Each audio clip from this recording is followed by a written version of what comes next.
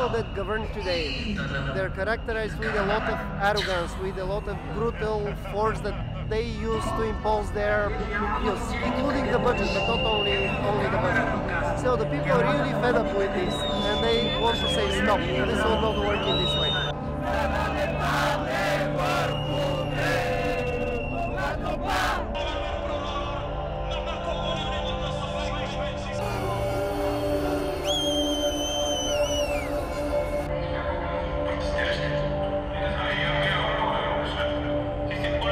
Смятам, че хората, които не заслужават да се наричат народни избраници, всъщност преминаха лично за мен много от моите червени линии и смятам, че хората, които трябва да им кажем, сме ние гражданите, които всъщност плащаме техните заплати. Ние сме техния работодател. Трябва да се спрат всички кражби, а не постоянно да се увеличава данъчната тежест върху хората.